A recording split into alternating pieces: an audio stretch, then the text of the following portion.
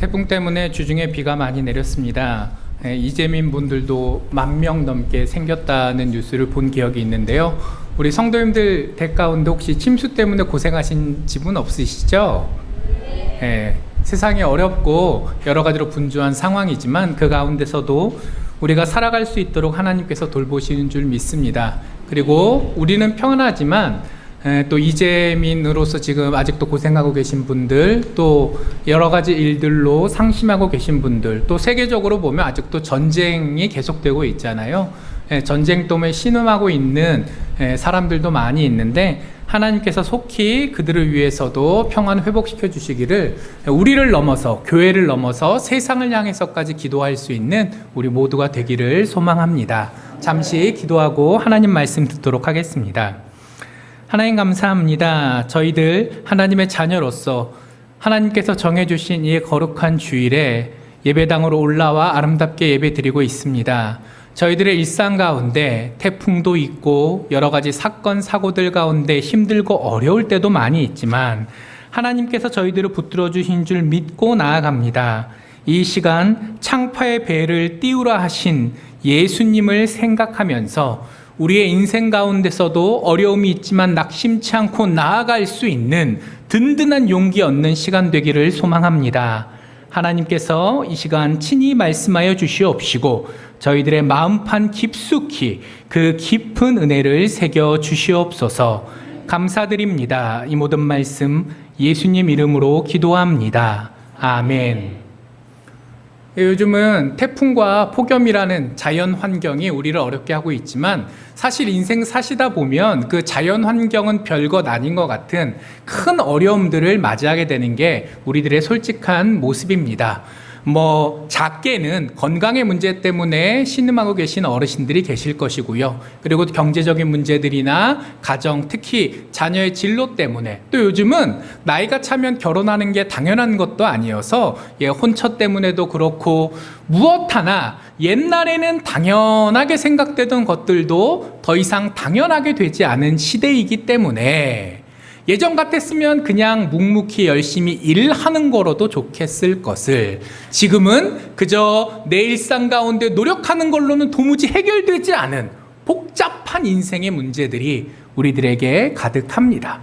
자, 그리고 우리의 개인의 삶만 그렇습니까? 교회 역시 이 급변하는 시대 속에서 중심을 잡기가 어렵고 또 어려운 현실 속에 재정적인 문제나 또 관계적인 문제나 다른 여러 가지 고민거리들을 안고 있으며, 그리고 국가 또 온 세계를 보아도 전쟁도 있고 요즘 이렇게 더워진 게 기후위기 때문이라잖아요. 인간이 여태까지 인간의 욕심 때문에 자연을 방만하게 다뤘던 대가로 지금 이제 우리가 이렇게 뜨거운 여름을 겪고 시도 때도 없이 쏟아지는 호우를 겪고 지금은 요만큼인데 지금이라도 정신 차리지 못하면 더더더 이것들이 심해질 거란 얘기 다 들으셨죠? 나 하나가, 교회만이 문제가 아니라 나라와 온 세계에 이르기까지 인간의 삶이란 항상 고민투성이인 것 같습니다. 그리고 그렇기 때문에 우리는 늘 기도할 수밖에 없습니다. 하나님, 제 능력과 노력으로는 도무지 어찌할 수 없는 일들이 이렇게 그득그득한데 하나님 도와주십시오. 정말 우리가 그렇게 기도할 수밖에 없는 삶을 살고 있습니다. 자, 그런데 우리 하나님께서는 그 모든 사정들을 다 헤아리시지만, 그리고 그런 우리의 간절한 기도에 응답하사 세미한 음성으로 때로는 놀라운 방법으로 역사하시지만 그걸로 끝내지 않으시고 다시 우리에게 그 고난의 현장으로 이 창파에 이 몰아닥치는 풍랑과 거센 바람 속에서도 배를 띄워야 될 때가 있다라고도 말씀하십니다. 내 간절한 사정을 헤아려 주시는 분이 하나님이시다 라는 것을 우리가 먼저 굳건히 신뢰하는 가운데 나를 위해 하나님께 주시옵소서만 하는 그 믿음을 넘어서 이제는 하나님께서 우리에게 무엇을 이야기하시는 것까지 귀 기울일 수 있는 저와 우리 모든 성도님들 되시기를 간절히 축복합니다. 오늘 본문의 말씀은 우리가 다 알고 있을 사복음서 전부 다 나오는 오병이어의 기적이 벌어진 그 바로 다음에 있는 말씀입니다. 그리고 성경에 이렇게 연결되어 있는 걸로 끝나는 게 아니라 실제로 그 오병이어의 기적이 벌어졌던 그 날 저녁의 이야기예요. 더 정확히는 저녁부터 다음날 새벽까지의 이야기입니다. 성경 한 장이 넘어갈 때마다, 한 절이 넘어갈 때마다 어떤 때는 막 몇백 년도 지나갈 수 있고 어떤 때는 몇 분 후일 수도 있는데 오늘 본문 말씀은 앞에서 바로 연결되는 말씀이었다라는 거죠. 그걸 먼저 기억해 주셔야 돼요. 왜냐하면 오늘 본문 말씀을 제대로 이해하기 위해서는 오병이어의 그 사건을 먼저 우리가 알 필요가 있거든요. 자, 오병이어의 기적 어떤 겁니까? 다 알고 계시죠? 다 알고 계시죠? 예수님께서 벳세다 그 들판에서 사람들을 놓고 하나님의 말씀을 선포하셨어요. 하나님 나라가 어떤 곳이고 또 믿는 자로서 어떻게 살아가야 하는지 친절하게 잘 가르쳐 주셨습니다. 그리고 듣는 사람들이 그 얘기에 감동하여서 밥 먹을 때가 됐는데도 집에 가지 않고 계속 그 자리에 앉아서 저녁 때까지, 늦은 때까지 예수님 곁에 모여 있었다라는 거예요. 자, 이 사람들이 처음부터 그렇게 오래 예수님의 말씀을 들으려고 모였을까요? 요즘처럼 바쁜 세상은 아니었으니까 시간관념이 요즘처럼 막 설교 짧게 해주셔야 돼요, 30분이네 막 이런 시대까지는 아니었겠지만 그래도 이렇게 끼니 때를 놓쳐가면서 길게 있을 생각으로 온 사람은 그렇게 많지 않았을 것 같아요. 그리고 그러다 보니까 도시락을, 그러니까 내가 여기서 저녁까지 먹어야 된다는 생각을 하고 음식을 준비해 온 사람들이 없지는 않았을 거예요. 그렇지만 많이 없었던 것 같습니다. 그래서 예수님께서 저녁 때가 되니까 제자들한테 저 사람들이 계속 하나님의 말씀을 듣느라고 이제 배가 고플 테니까 먹을 거를 좀 챙겨줘라 라고 했더니 제자들이 뭐라 그랬죠? 안 됩니다. 안 됩니다. 그리고 제자들이 이상한 소리 한 것도 아니에요. 제자들이 그럴 돈도 없었을 것 같고 혹시 돈이 있더라도 아니 오병이어로 먹은 사람이 수천 명인데 남자만 세서 5천 막 이러잖아요. 그러면은 거기 애들이랑 그 여성분들은 그때 죄송하지만 사람 숫자 셀 때 안 쳤거든요. 거기에 아무리 적게 잡아도 만 몇천 명이 있는 상황인 거예요. 그 상황에서 그 사람들을 먹일 빵, 떡 하여튼 뭐라도 간에 그걸 어디서 사올까요? 그 근처에 있는 고을에 가서 빵 같은 걸 싹 쓸어 온다고 해도 돈은 있다고 쳐도 그 몇만 명쯤 됐을 그 인구를 다 동시에 먹일 음식을 준비한다는 게 이 자리에 우리 권사님들 앉아 계시잖아요. 밥하는 게 쉽습니까? 아니에요. 이게 몇 인분 해야 된다. 그냥 늘 먹던 4인분, 5인분 하는 건 뭐 그럭저럭 괜찮지만 교회에 어떤 일이 있어서 막 100인분, 200인분을 해야 되는 상황이 된다. 온 가족까지 막 다... 이건 난리가 아닙니다. 제자들이 어렵다고 한 게 단순히 그 사람들이 게을러서 그런 건 아닐 거예요. 하지만 그 상황 가운데서도 예수님은 그들을 먹이고자 하셨고 그리고 실제로 먹여주셨습니다. 그래서 우리가 모두가 다 알고 있는 그 놀라운 기적이 일어났던 거예요. 그리고 그렇게 이 사람들이 지금 뭐 먹은 거예요? 점심 먹은 거예요? 저녁 먹은 거예요? 오병이어의 기적은 저녁입니다. 저녁을 먹은 거예요. 저녁을 뭐 정확히 몇 시인지는 모르겠지만 이른 저녁인지 늦은 저녁인지 모르겠지만 아무튼 저녁을 먹고 나서 예수님께서 오늘 본문 말씀에 보니까 이 사람들을 다 돌려보내셨다는 거예요. 자, 잠은 집에 가서 자라 라고 하신 거예요. 그리고 이 사람들만 돌려보내신 것이 아니라 22절에 보니까 즉시 제자들에게 재촉해서 자, 백성들만 보내신 게 아니라 제자들도 보내버리셨어요. 어디로 보내셨을까요? 이 벳세다라는 동네는 이 갈릴리 호수 북쪽에 있는 그 동네였어요. 그리고 그 갈릴리 호수는 호수다 보니까 위에서 요단강이 흘러내려오고 또 밑으로도 요단강이 흘러내려갑니다. 그러니까 쪼로로록 들어와서 이렇게 고여 있다가 또 쪼로로록 흘러나가는 그런 지형인 거예요. 그래서 어차피 똑같은 벳세다 호수 주변이긴 하지만 근데 요단강을 건너서 가야 되는 지역이 있고 그냥 걸어서 갈 수 있는 지역이 있던 거예요. 근데 예수님께서 이 벳세다라는 지역에서 오병이어의 기적을 베푸신 다음에 제자들한테 요단강을 건너가야 되는 저쪽 갈릴리 바다 근처 가버나움으로 돌아가라라고 얘기하신 거예요. 예수님께서는 가버나움에서 주로 활동을 하셨거든요. 그리고 이 제자들을 같이 가신 게 아니라 너네만 먼저 배를 타고 가라. 너네가 먼저 가면 예수님께서 이 백성들을 다 돌려보내시겠다라고 얘기하신 거죠. 벳세다와 가버나움은 한 5, 6km 정도 떨어져 있다라고 합니다. 걸어서 가면 5km면 그 정정한 청년 때는 1시간이에요. 1시간. 1시간 정도 걸어서 갈 거리니까 그렇게 먼 거리는 아니죠. 자, 근데 중간에 요단강이 떡하니 있으니까 도대체 다리가 그때 어디 있는지 잘 모르겠어요, 제가. 다리가 바로 붙어 있으면 그냥 진짜 직선거리 5km일 텐데 다리가 저 위에 있으면 삥 돌아가야 될 거 아니에요. 아무튼 그래서 그랬는지 어째서 그랬는지 예수님께서 배 타고 가라 라고 얘기하셨습니다. 자, 직선거리가 5, 6km인데 배 타고 가면 조금 살짝 돈다고 해도 뭐 별 차이 안 나겠죠. 배 타고 가면 평소에 아마 1-2시간 거리였을 거예요. 그리고 예수님의 제자 중에 어부들이 많이 있잖아요. 그 어부들이 주로 어디에서 고기를 낚았죠? 바로 이 갈릴리 호수, 자기 홈그라운드예요. 자기 고향이란 말이에요. 그러니까 배편을 알아보고 뭐 항로가 어떻고 이딴 거 예수님께서 다 명령하지 않으셔도 자기 동네니까 빠삭하게 제자들이 알아서 잘 처리했을 겁니다. 그래서 제자들이 예수님의 명령에 따라 가버나움으로 먼저 출발했어요. 자, 그런데 이 제자들이 그 평소 같았으면 아무것도 아닐 1시간 혹은 2시간 정도의 그 짧은 여정 가운데 큰 곤란을 겪게 됩니다.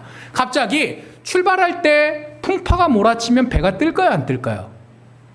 안 뜨겠죠. 그리고 혹시 뜬다고 해도 제자들이 베테랑이라니까요. 그 동네 빠삭한 어부들이라니까요. 아, 이거는 안 되겠다 싶으면 안 갔을 겁니다. 아직까지 제자들은 자기 몸 살이는, 자기 이익을 챙기는 그런 평범한 사람들이었거든요. 예수님께서 부활하신 다음에 성령님이 오셔야 우리가 생각하고 있는, 기억하고 있는 그 사도들이 된 거지, 아직은 평범한 사람들이었어요. 당연히 풍파가 몰아치는데 출발했을 리 없을 겁니다. 그런데 이 사람들이 갔다는 얘기는 출발할 때는 비바람이 지금 몰아치는 거예요, 안 몰아치는 거예요? 멀쩡한 날씨였다는 거예요. 근데 뭐 긴 여정이면 중간에 날씨가 바뀔 수도 있겠지만 이거 얼마 안 되는 짧은 길이거든요. 근데 그 사이에 갑자기 풍파가 몰아치기 시작하더니 파도도 높이 치고 난리가 났습니다. 그리고 그 난리가 난 상황에서 어떤 일까지 벌어져요? 해가 뚝 떨어지는 일까지 벌어집니다. 똑같은 상황이어도 낮이면 대처하기가 조금 쉽습니다. 사람은 눈을 많이 의지하는 존재이기 때문에 뭐가 보여야, 그래야 좀 마음도 안심이 되고 뭔가를 해볼 수가 있어요. 그리고 요즘은 밤이 이렇게 밝지만 옛날에는 어땠을까요? 해 떨어지고 나면 잘 거밖에 할 수 있는 게 없던 시절이었잖아요. 배에 램프 같은 거 켜놔봐야 얼마나 밝았겠습니까? 더군다나 비바람 몰아치니 그 불빛 받고 뭘 할 수 있었겠습니까? 안 그래도 비바람에 또 높은 파도에 고생할 수밖에 없었는데 이게 밤이 되다 보니까 이 전문가인, 이 베테랑들인 예수님의 제자들이 그 가버나움까지의 짧은 길을 가지 못하고 그 갈릴리 호수에서 난리가 난 거예요. 오늘 본문에 보면 예수님께서 사경에 25절에 보니까 그 제자들에게 나타나셨다고 해요. 밤 사경이 우리나라 식이 아니라 요 동네 식이거든요. 그러니까 한 3시부터 6시 새벽이라고 생각하시면 돼요. 그러니까 적게 잡아서는 한 6, 7시간, 길게 잡으면 한 10시간 이 갈릴리 바다에서 지금 곤욕을 치르고 있는 거예요. 자, 누가 보내셨는데? 예수님께서 배 타고 가라 하셨는데 출발할 때까지도 괜찮은 것 같았는데 이 정도는 내가 할 수 있을 것 같았는데 근데 갑자기 이런 상황이 되어 버렸습니다. 자, 그래서 10시간쯤 고생하니까 예수님께서 어떻게 하셨다고 돼 있어요? 오늘 본문에 우리 함께 읽었잖아요. 예수님께서 사경쯤에 수면 위를 걸어서 그 고생하고 있는 제자들에게 가셨고, 그래서 베드로가 베드로만 그런 건 아니겠죠? 제자들이 어떻게 했죠? 제대로 보여요, 안 보여요? 밤에 비 오고 난리라니까요. 그리고 한 10시간쯤 고생했으면 사람도 피곤할 거 아니에요. 저기서 예수님이 다가오시는데 잘 보일 리가 없죠. 그런데 뭔가 어슴푸레한 흔적이 차곡차곡 우리 배로 다가오는 것 같으니까 이 제자들이 이 난리치고 밤도 어두운데 유령까지 나타나나 보다 마음이 덜커덕해서 소리를 빽빽 지릅니다. 난리가 났어요. 그때 예수님께서 뭐라 하십니까? 안심하라. 나니 두려워하지 말라 라고 얘기하시고 이 제자들과 배에 함께 오르셨죠. 중간에 베드로가 저여저여 하다가 물에 빠진 일도 있었고요. 자, 그리고 예수님께서 배에 오르자마자 어떻게 되셨죠? 어떻게 됐죠, 상황이? 그 풍파가 거짓말처럼 사라지고, 원래 얼마 안 되는 거리였잖아요. 밤새 거기서 한 9시간, 10시간 고생하고 있었지만 그 풍파가 사라지고 나니까 가버나움이 코앞이었어요. 요한복음에 보니까 곧 도착했다라는 표현이 있더라고요. 그래서 이 제자들이 무사히 다 도착할 수 있었습니다.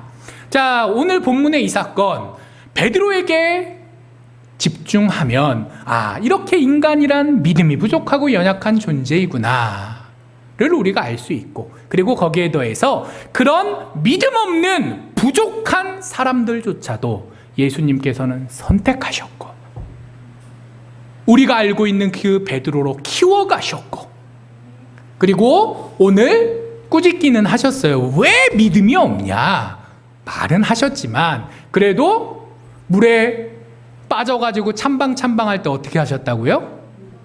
즉시 거기서 이러고 혼내시지, 오래 혼내시지 않으시고 즉시 꺼내서 주셨습니다. 자, 이 베드로가 물에 빠진 사건에 집중해 보면 사람은 부족하고 또 예수님께서는 그런 부족한 사람을 사랑하시는 분이시다라는 걸 우리가 알 수 있어요. 자, 그리고 또 이렇게 해석할 수도 있습니다. 예수님과 같이 있던 그 오병이어의 현장, 제자들은 어땠을까요? 행복했을 거예요. 왜? 난 한 게 없는데 사람들이 우와, 예수님의 주가가 올라가면 난 어떻게 되죠? 따라서 올라가는 거예요. 내가 잘한 것도 없고 내가 노력한 것도 없지만 내 인생이 핍니다. 자, 먹을 건 어때요? 물론 일은 했어야 될 거예요. 나눠도 주고 걷기도 해야 됐으니까 내가 아무 일 안 한 건 아니겠지만 간만에 이 사람들도 가난한 사람들이거든요. 이 사람들도 배고픈 사람들이거든요. 근데 배부르게 잘 먹을 수 있었을 거예요. 내가 돈을 쓰지 않았는데, 더 많이 노력하지 않았는데, 내 주가만 올라간 게 아니라 나의 인간적인 욕구도 충분히 채울 수 있었을 겁니다. 그때가 딱 좋았을 거예요. 예수님과 함께하니 천국 같았고, 예수님이랑 떨어지니까 어떤 꼴이 돼요? 이 모양 이 꼴이 되는 거죠. 자, 이렇게 생각할 수도 있어요. 자, 두 가지 말씀이 모두 다 맞습니다. 예수님께서는 부족한 사람을 이해하시고 사랑하는 분이시고 또 키우시고 용납하시는 분이십니다. 그리고 동시에 예수님과 함께할 때 우리의 삶에 볕이 들지만 예수님 없이 내가 무언가를 어떻게 하려고 할 때 어려움이 찾아오는 것도 맞습니다. 자, 그런데 그렇게만 이해하고 넘어가기에는 22절이랑 23절이 뭔가 요상해요. 자, 22절, 23절 제가 읽겠습니다. 예수께서 즉시 제자들을 재촉하사 자기가 무리를 보내는 동안에 배를 타고 앞서 건너편으로 가게 하시고, 여기 건너편이 가버나움이라는 거예요. 요단강 건너편. 무리를 보내신 후에 기도하러 따로 산에 올라가시니라. 저물매 거기 혼자 계시더니. 자, 예수님께서 이 사람들을 재촉해서 먼저 보내셨다는 거예요. 왜 보내셨어요? 가버나움으로 갈 일이 있으셨으니까. 원래 계획에 있으셨을 테니까 보내셨을 거 아니에요. 근데 보내시고 나서 이 백성들을 다 돌려보내신 다음에 바로 제자들 뒤를 쫓아 가십니까? 안 그러세요. 백성들을 다 돌려보내신 다음에 기도하러 따로 산에 올라가셨다라고 나옵니다. 그리고 잠깐 올라가신 것도 아니고 거기에 혼자 한참 계셨다고 나옵니다. 언제까지요? 밤 사경까지. 자, 그리고 심지어는 거기서 나중에 몇 시인지는 모르겠지만 제자들이 고생하고 있는 걸 보셨다라는 다른 복음서의 기록도 있어요.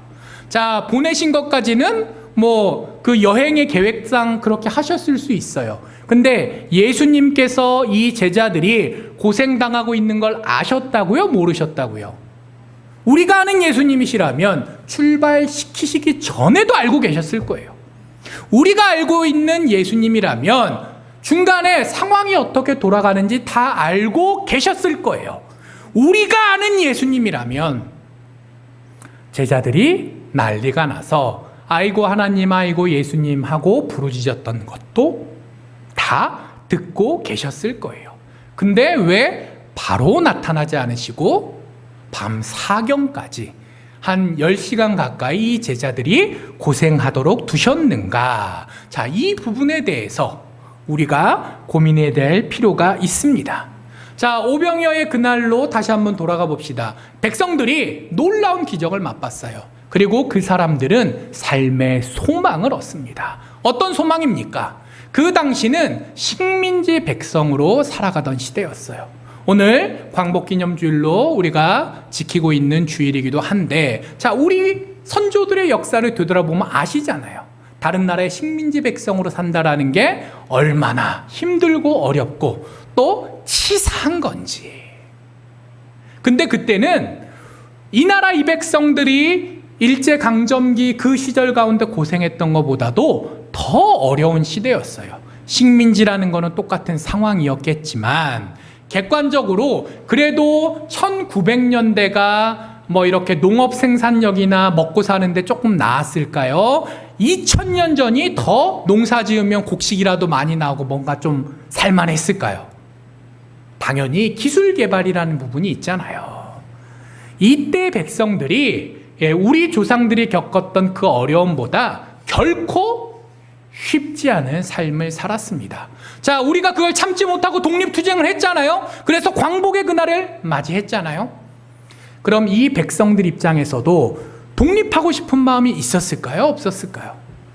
당연히 있었겠죠. 자, 예수님께서 보여주신 기적은 1차적으로는 내가 편안히 살 수 있겠구나라는 희망을 이 백성들에게 주었어요. 내가 힘써 일하지 않아도, 혹시 비가 오지 않아 올해 농사를 망쳐도 예수님만 계시면 내가 먹고 사는 문제는 걱정이 없더라는 거예요. 경험했잖아요, 오병이어의 기적을 통해서. 그리고 그 기적을 직접 경험하면서 거기에 있는 많은 사람들이 들려오는 소문들을 분명히 회상했을 겁니다.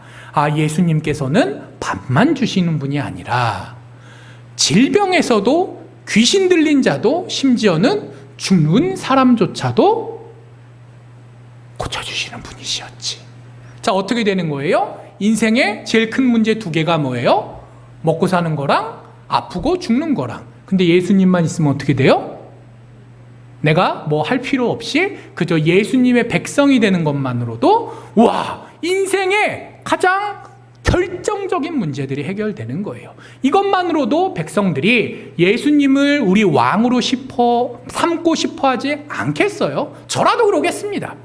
거기에 더해서 식민지 백성으로 살다 보니 얼마나 더럽고 치사한 꼴을 많이 겪었겠어요. 사람들의 마음 가운데 울분이 있을 거잖아요. 사람이 먹고 사는 문제도 중요하고 또 건강하게 사는 것도 중요하지만 이게 무시당하고 억압당하고 그 마음에 쌓여있는 그 울분이 가득하게 되면 화병이 나잖아요. 근데 예수님께서는 무엇까지 해주실 수 있냐? 먹을 것만 주시고 또 건강하게 죽지 않게 해주시는 거에 더해서 나라의 독립까지도, 더 나아가 거꾸로 이 로마 제국을 점령할 수 있을 것 같은 그런 장밋빛 환상까지도 백성들이 느끼게 해주셨다는 거예요. 전쟁하면 제일 힘든 게 뭘까요? 보통 제가 역사를 좋아해서 옛날에 역사학과 가려고 그랬었는데 대학 갈 때 쭉 보면 전쟁터에서 제일 큰 문제는 밥 먹이는 겁니다. 대군을 몰고 갔다가도 군량이 떨어져서 망하는 전투가 얼마나 많은지 몰라요. 그래서 우리나라 군대도 그런 말이 있죠. 전투에 실패한 장교는 괜찮아요. 그럴 수도 있지. 이길 때도 있고 질 때도 있지. 근데 경계랑 또 뭐? 보급, 애들 밥 먹이는 거에서 실패한 장교는 그 뭐까지 날려야 된다는 거예요. 뭐가 더 중요해요? 싸우는 게 본직인 군인인 것 같지만 그 싸우는 것보다 더 중요한 게 자기 책임을 가지고 경계 똑바로 정신 차리고 쓰는 거랑 그리고 밥 먹이는 게 더 중요하다는 거예요. 왜 그렇게 됐겠어요? 역사 속에서 사람들이 배웠으니까 밥 먹이는 게 중요하다. 근데 예수님만 계시면 어떻게 돼요? 해결. 전쟁할 때 제일 큰 문제인 군량미 조달 이딴 거 안 해도 되네.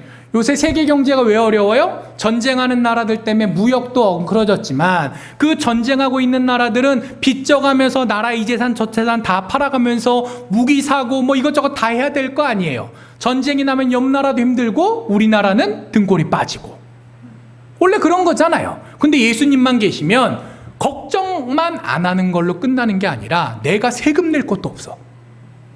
난 아무것도 안 해도 돼. 근데 우리나라가 강대국이 돼. 그럼 나는 어디 가서 에헴 하고 다닐 수 있어. 여태까지 쌓였던 화가 싹 풀리는 거예요. 자, 아무리 군량이 많아도 근데 군대가 모자라고 싸움터에서 전쟁에서 지면 꽝이잖아요. 근데 예수님은 뭐까지 해주실 수 있죠? 다친 군사를 회복시켜 줄 수 있는 분이네. 심지어 죽은 군대를 다시 살려주실 수도 있는 분이네. 물론 무기 좀 딸리고 뭐 이런 거 하겠지만 자, 싸워서 죽지 않는 불사의 군대가 완성된다면 아무리 로마군이 숫자도 더 많고 무기도 더 좋고 한더라도 한 방에야 어떻게 할지 모르겠지만 장기전으로 가면 이길까요? 질까요? 이길 거잖아요. 거기까지 백성들이 느낀 거예요. 당장 내 먹고 사는 문제는 물론이거니와 저분이 왕이 된다면 내 마음속에 쌓여있는 이 식민지 백성의 우라까지도 깔끔하게 해결시켜 줄 수 있는 분이시구나. 그래서 요한복음에 보니까 백성들이 예수님을 붙잡았다는 거예요. 그리고 제발 우리 왕이 되주세요라고 얘기했다는 거예요. 어떻게 생각하면 너무 잘 이해되시죠? 저라도 그럴 거라니까요. 근데 예수님께서는 오늘 본문에 보니까 그 사람들에게 그래 내가 너희의 왕이 돼주겠다라고 하시면서 함께 하시지 않고 그들을 친히 돌려보내셨습니다. 백성들이 예수님을 잡으려고 난리가 났어요. 왜? 자기 욕심 때문에. 하나님의 뜻은 중요하지 않아요. 내 뜻이 더 중요해요. 제가 방금 전까지 충분히 그 사람들이 이해된다라고 말씀드렸지만 다 또 공감하시겠지만 그러나 정말 하나님께서 바라셨던 거는 그 이상이셨거든요. 예수님을 하나님께서 왜 보내주셨습니까? 유대 백성들에게 정치적 왕, 군사적 지도자로서 예수님을 보내주셨습니까? 아니에요. 하나님께서 예수님을 보내주신 것은 예수님께서 이 땅 가운데 가르치시고 또 십자가에 달려 돌아가신 것은 모든 인류를 구원하시기 위하시면서 이스라엘 백성들만의 왕이 아니라 온 인류의 왕이 되시는 것이 하나님의 계획이요 예수님의 사명이었기 때문에 예수님께서는 눈앞에서 나에게 부르짖고 나를 붙잡는 그들을 떠나 보내신 겁니다. 그 백성들은 예수님의 진짜 뜻을 헤아리지 못했어요.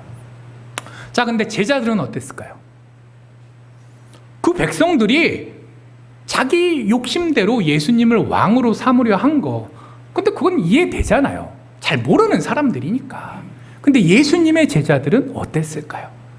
마가복음에 보면 6장 끝부분에 오늘 그 오병이어의 기적이 또 다른 복음서에도 다 있다고 말씀드렸잖아요. 마가복음 6장에 있는데 거기 이런 구절이 있어요. 이는 그들이 떡 떼시던 일을 깨닫지 못하고 도리어 그 마음이 둔하여 졌음이러라.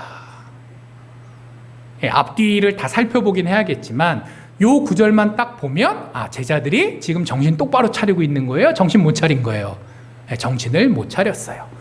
그 평범한 이스라엘 백성들, 벳세다 들녘에서 그 보리떡을 먹던 그 백성들이나 예수님을 쫓아다니면서 많은 걸 보고 배웠을 그 제자들이나 본질적으로는 똑같은 수준에 있었더라라는 겁니다. 자, 그래서 예수님께서 제자들을 떠나 보내신 거예요. 이게 되게 신기한 게 백성들이 예수님을 잡으려고 난리가 났잖아요.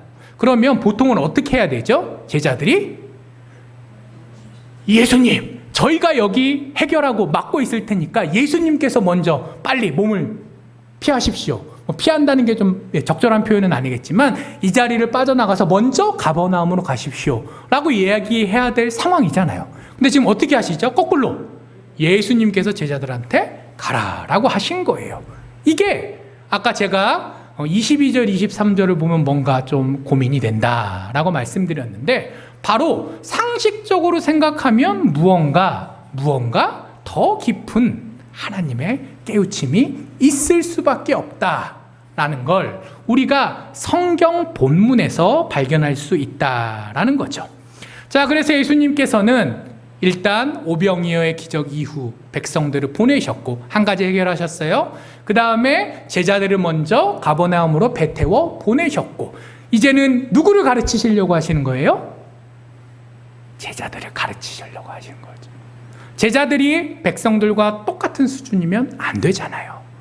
제자들이 지도자로서 세워지려면 백성들보다 더 하나님을 잘 알고 더 예수님을 사랑하고 더 희생과 헌신 가운데 자기의 욕심을 내려놓을 수 있어야 될 거 아니에요.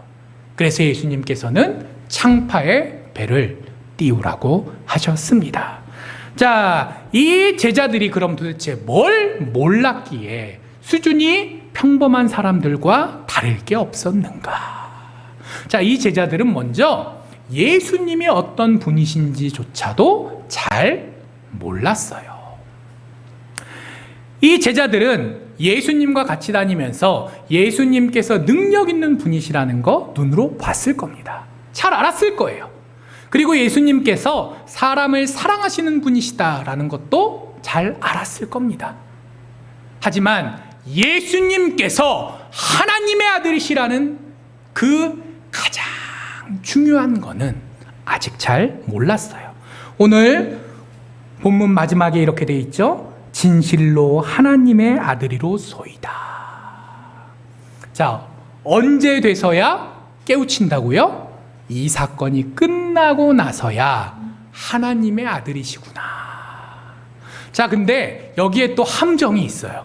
제자들이 아니라 배에 있는 사람들이. 도대체 이 배가 얼마나 큰지 잘 모르겠어요. 제가 그런 것까지 다 알면 얼마나 좋을지 모르겠는데 제자들만 탄 배면 배에 있는 사람들이 곧 제자들이잖아요. 제자들이 이 고생을 한 다음에 예수님께서 하나님의 아들이시다라는 걸 알았다는 이야기가 되겠죠. 근데 배가 좀 커서 이게 제자들 소유의 어선이 아니라 뭐 예를 들면 전기 여객선 같은 거에 탔다면 제자들 말고도 많은 사람들이 있었을 거잖아요. 그러면 진실로 하나님의 아들이로소이다. 이거 누가 했단 얘기예요? 제자들이 했다는 보장이 없는 거예요. 거기 있는 또 다른 사람들이 또 다른 승객들이 했을 수도 있다는 거예요.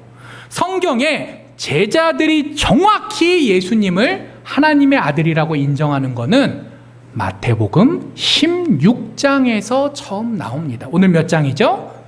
14장. 물론 성경이 꼭 시간 순서대로 되어 있는 건 아니에요. 그렇지만 16장보다 오늘 본문의 사건이 앞에 있던 거는 하나님께서 여전히 이 제자들이 예수님께서 진짜 어떤 분이신지를 잘 모르고 있었다라는 걸 우리에게 가르쳐 주시고 있는 거라고 생각을 합니다.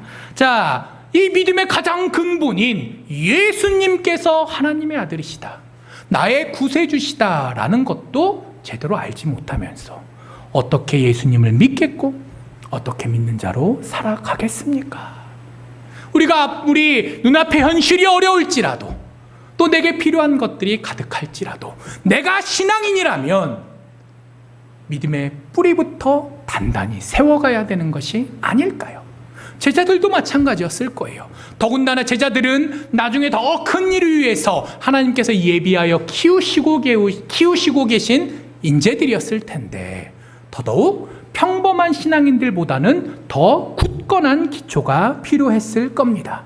하지만 제자들은 그 예수님을 제대로 이해하기보다는 평범한 사람처럼 그 시대의 세상의 관점에서 자유롭지 못했어요.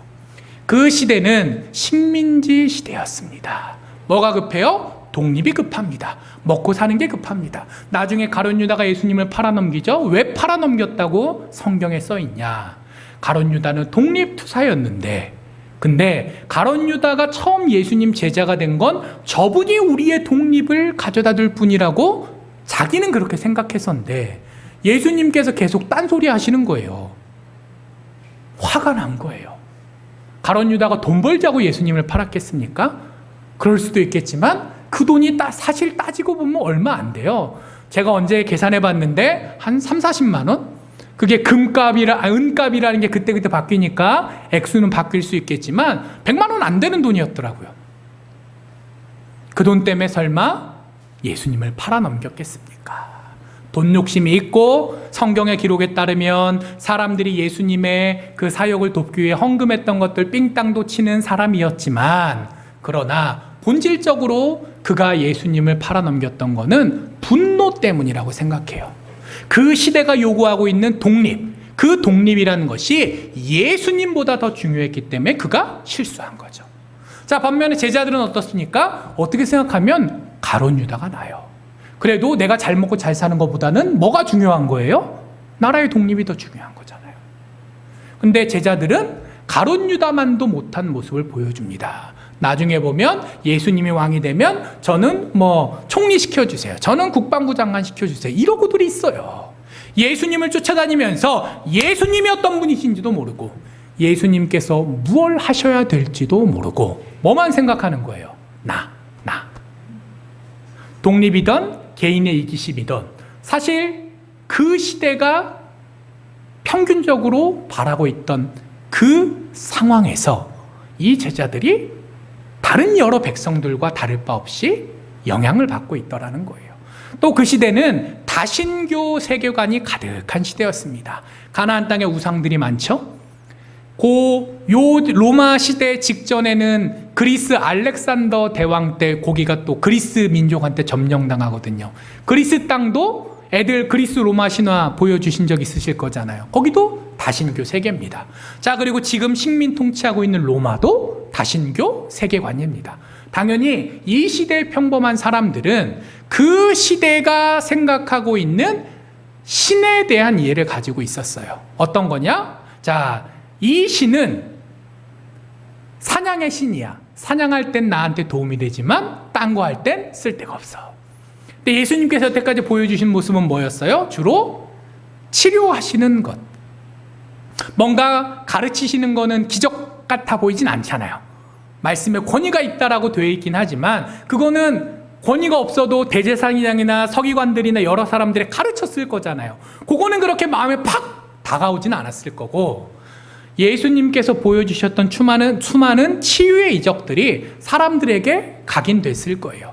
그러니까 사람들한테 예수님은 질병을 고쳐주시는 분, 신적인 존재로 받아들여져도 창조주 하나님, 그리고 섭리주 하나님, 구원하시는 하나님, 그 하나님과 같은 위격이신 성자 하나님으로 느껴지는 것이 아니라 그 요만한 영역에 있어서 뭔가 특별한 능력을 가지고 계신 그런 존재 정도, 성경적인 표현을 따르면 그냥 천사 중에 하나 정도의 느낌? 그 정도로 생각을 하고 있었다라는 거예요. 제자들도 그 수준을 벗어나지 못한 거예요. 예수님과 같이 살면서 그분이 능력 있는 거 알아요. 그분이 대단한 거 알아요. 그러나 과연 하나님께서 보내주신 메시아냐, 하나님의 아들이시냐까지 확신하지 못했다라는 거죠. 그래서 이런 일을 예수님께서 하셨습니다. 자, 그러면 우리로 돌아옵시다. 우리는 어떤가요? 이 제자들이 그 시대의 한계를 벗어나지 못하고 또 자기의 욕심을 벗어나지 못하고 예수님께서 보여주시는 그대로 이해하는 것이 아니라 내가 바라는 분으로 혹은 내가 상상할 수 있는 범위 안에 가둬놓고 생각했다면 우리는 과연 그렇지 않나요? 시대는 달라서 세상의 평균이란 것이 많이 달라졌지만 우리 역시 이 세상을 살아가면서 이 세상의 영향을 받고 있고 그 영향 속에서 과연 자유로운가요? 이 세상이 요구하는 성공, 요즘은 외모, 돈, 권력, 명예, 과연 예수님께서 하나님의 아들이시오, 나의 구세주시오, 나의 왕이시오, 나의 주인이시기에 내가 그분의 종으로서 백성으로서 살아가야 될 책임이 있다라는 것을 이 세상이 요구하고 가르치고 있는 그 수많은 우선순위보다 더 높은 곳에 두고 살아가고 계십니까? 이게 제자들이 어리석다 할 게 아니라 우리가 이 제자들과 과연 얼마나 다른지 우리의 믿음의 상태를 한번 되돌아보아야 할 것 같습니다. 자, 그리고 또 이 사건을 통해 예수님께서는 무엇을 가르쳐 주시느냐? 인간의 한계에 대해서 가르쳐 주십니다. 자, 예수님께서 제자들한테 오병이어 벳세다 들판에서 자, 밥 줘라! 제자들이 뭐라 그러죠? 안 돼요. 왜? 안 될 만하니까. 그렇지만 어떻게 됐죠? 됐습니다. 사람이 계산할 때 안 될 것 같은 그 현실의 높은 벽 앞에 불가능할 것 같은 상황이어도 예수님께서 하시니 됐어요. 자, 근데 반대로 오늘의 사건은 어떻습니까? 자, 어부 출신들이 많아요. 그 갈릴리 바다에서 물질하던 사람들이에요. 심지어 그 사람들 중에 상당수는 벳세다 출신입니다. 그리고 예수님께서 가버나움에서 활동하셨고 그 두 마을의 거리가 5, 6km밖에 차이가 안 돼요. 맨날 들락날락하던데요. 예수님과 같이 가버나움을 중심으로 활동하다가도 벳세다에 있는 가족에 한번 들여다볼 일이 없었을까요? 원래는 가버나움이 그 동네에서 큰 동네거든요. 벳세다는 뭐 가버나움이 서울이라면 거기는 한 뭐 의정부 약간 그런 느낌? 아니면 광명, 하여튼 그 위성 도시인데 가버나움 왔다 갔다 할 일이 없었을까요? 원래 배 모는데 도 같은 사람들이었고 거기가 자기가 원래 일하던 데였고 그 마을들도 잘 아는 데였고 늘 왔다 갔다 하는 길입니다. 거리가 멀지도 않아요. 자신 있었습니다. 이 정도는 뭐 늘 하던 건데. 근데 어떻게 됩니까? 자신 있었는데 내 능력과 노력으로 충분히 감당할 수 있을 것 같았는데 안 돼요. 갑자기 예상하지 않던 바람이 몰아치고 파도가 높이 치고 또 어두컴컴한 밤이 되고 눈앞에 한 2km만 더 가면 분명 가버나움이 나올 텐데 도대체 어떻게 할 줄을 모릅니다. 될 것 같았는데 안 돼요. 그게 그런데 인간입니다. 내 능력과 내 노력으로 내 인생을 책임질 수 없는 존재가 인간입니다. 이 제자들은 아직도 그걸 제대로 계산하지 못하는 사람들이었던 거예요. 그랬기에 오늘 이 놀라운 일을 겪었고 그리고 그 과정들 가운데 나의 인생은 우리 민족의 장래는 나에게 달려있는 것이 아니라 예수님께 달려있는 것이구나 라는 걸 다시금 확인할 수밖에 없게 됩니다. 자, 그랬기 때문에 예수님께서는 그 길을 재촉까지 하셨던 거예요. 자, 제자들이 예수님께서 가라 하셨을 때 가려고 했을까요? 안 가려고 했을까요? 잘 안 가려고 했을 거예요. 왜냐하면 일단 그 동네의 경험이 너무 좋아. 벳세다 들판이 천국 같았어. 천국 같으면 계속 있고 싶으세요? 떠나고 싶으세요? 네, 아마 그냥 있고 싶었을 거예요. 그리고 예수님 없이 그냥 가는 것도 살짝 불안했을 거예요. 예수님이 있어야 내가 좀 편하게 뭔가 의미 있는 삶을 살고 있다라는 경험을 계속 했을 테니까. 자, 그래서 예수님께서 그냥 가라니까 순종하지 않았고, 순종하지 않으시니까 어떻게 하셨다는 거예요? 빨리 가라고 재촉하셨다는 거예요. 만약 예수님께서 한 말씀 하셨을 때 이 사람들이 바로 순종했다면 굳이 성경에 재촉이라는 단어가 들어가지는 않았을 것 같아요. 아마 예수님 왜 그러세요? 그냥 같이 가시면 안 될까요? 이렇게 저렇게 순종하는 마음보다는 자기의 생각, 자기의 경험, 자기의 능력, 그런 것들을 의지하면서 예수님께 거꾸로 이게 맞다 저게 맞다 얘기를 했을 거거든요. 자, 근데 오늘 이 사건을 통해 그들이 다시 한번 깨닫게 됩니다. 아, 내 경험, 내 능력, 내 노력 그걸로 되는 게 아니구나. 뭐가 더 중요한 거예요? 하나님, 그분의 섭리, 그리고 그분을 믿고 순종하는 삶이 우리의 인생에 있어서 더 근본적인 것이다 라는 것을 배우게 된 거죠. 자, 그리고 또한 그들에게 예수님께서 가르쳐 주십니다. 그들이 풍랑이 올 거 알면 창파의 배를 띄웠을까요? 안 간다 버텼을까요? 어떠셨을 것 같아요? 예, 안 간다 버텼을 것 같아요. 고분고분한 사람들이 아니라니까요. 자기가 생각할 때 이게 자기한테 손해가 될 것 같으면 버텼을 사람들이에요. 더 공생의 기간이 지나고 나서 예수님께서 잡혀가시던 그날 밤조차도 이 사람들이 어떻습니까? 나의 이익을 위해서 도망가고 예수님을 부인하잖아요. 아직도 이 사람들은 그 정도 수준이었습니다. 자, 근데 문제는 예수님께서 이 땅에 오셨던 가장 근본적인 소명은 십자가에 달려 우리를 위해 피 흘리시는 것이겠지만 그 과정 가운데 3년여 동안의 기간 동안 하나님 나라를 선포하시고 우리 백성들을 위로하시고 또 우리 백성들이 어떻게 하나님의 백성으로서 살아갈지를 가르쳐 주시는 것, 중요한 소명이 아닌가요? 그리고 그것들을 위해서 예수님께서는 한 곳에 머물러 계시지 않고 때로는 욕도 먹으면서 때로는 공격도 당하면서 그 갈릴리 전 지역, 더 나아가 유대 전 지역을 돌아다니시지 않으셨나요? 오늘 나의 인생에 풍파가 있습니다. 근데 그 풍파가 있는 게 중요합니까? 우리에게 할 일이 있는 게 중요합니까?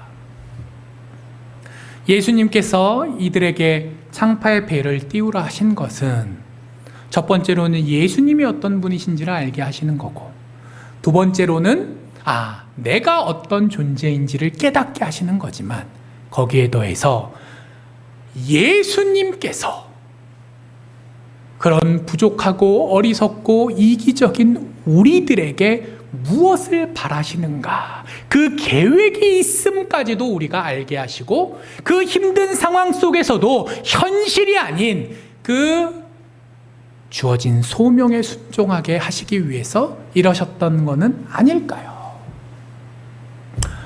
말씀을 맺겠습니다. 이 사람들 고생했나요? 안 했나요? 갑자기 이렇게 숙연해지시면 안 되는데. 고생했나요? 안 했나요? 네, 고생했어요. 이들이 그 깜깜한 밤에 창파에 휩쓸려 있을 때 내가 이러다 죽겠구나 그런 생각 안 했을까요? 망했구나 생각 안 했을까요? 예수님을 원망하는 마음이 그냥 같이 가시지 왜 먼저 가라고 하셔가지고 그 원망하는 마음이 없었을까요? 아마 있었을 것 같습니다. 그렇게 부족한 사람들이었어요. 하지만 그들이 고생할 때 예수님께서 결국 그들을 그 창파에 내버려 두지 않으시고 그들 앞에 나타나셨습니다. 사경 한 10시간, 최대로 잡아 한 10시간 고생했어요. 근데 10시간 정도 고생하는 거 하실 수 있으세요? 없으세요? 고생은 했지만 인간으로서 감당할 수 없는 10년 이렇게 고생시키지 않으셨어요. 그래도 아둥바둥 그때는 힘들었지만 지나고 나면 아이고 그것도 추억이네 할 수 있을 정도의 분량만 고생시키셨죠. 자, 그리고 예수님께서는 그들을 지켜보고 계셨다고 다른 복음서에 기록되어 있습니다. 자, 그들을 그저 10시간 고생만 하게 내버려 두시고 잠깐 잊어버리시고 내가 큰일 났네 하고 그들에게 다시 나타나신 것이 아니라 계속 그들을 바라보고 계셨어요. 정말 그 배가 뒤집어서 이 제자들이 죽어갈 상황이 되었다면 예수님께서 아시고 그 전에라도 필요할 때 나타나셨을 거라고 믿습니다. 버틸만 하니까 지켜보고 계셨을 거예요. 그리고 어쨌든 간에 고생해서 난 죽을 것 같았잖아요. 예수님께서 딱 나타나시면서 무엇 하십니까? 두려워서 소리 빽빽 지르고 있는 그들에게 안심하라. 그 가장 처음 하신 말씀이 안심하라라는 말씀이세요. 그들이 얼마나 힘들었고 얼마나 지금 절망적이었는지, 그 겉으로 보이는 고생뿐만이 아니라 그 내면의 마음까지도 예수님께서 다 이해하고 계신다라는 반증이라고 생각합니다.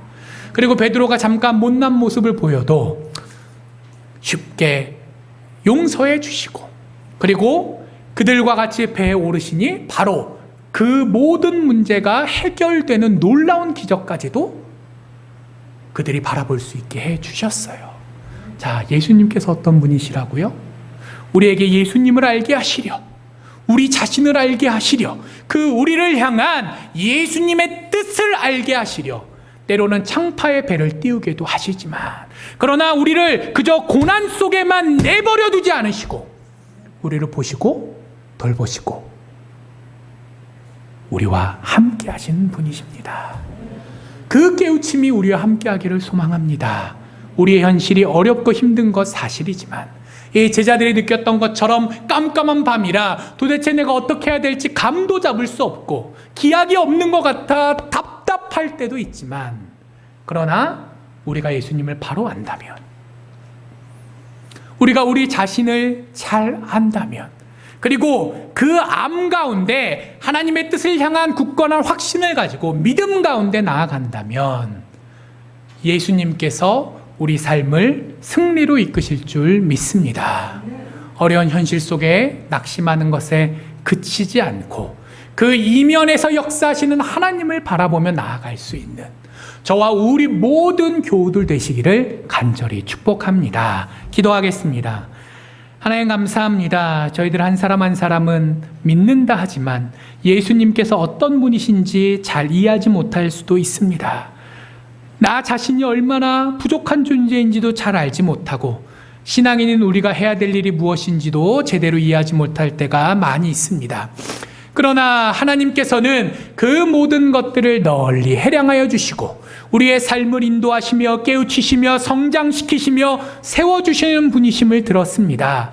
제자들이 그 깜깜한 바 창파 가운데 고생했지만 결국 주님의 은혜로 그것들을 이겨냈던 것처럼 단순히 한 번 눈앞의 고난을 극복한 것으로 끝난 것이 아니라 예수님이 어떤 분이신지를 더 잘 알아가며 믿음을 세워갈 수 있었던 것처럼 저희들에게도 동일한 은혜가 함께하기를 소망합니다. 어려운 시대에 낙심하지 않고 나아갈 수 있는 저희 되도록 하나님께서 이 자리에 계신 모든 성도님들 마음 가운데 친히 역사하여 주시옵소서. 감사드립니다. 이 모든 말씀 예수님 이름으로 기도합니다.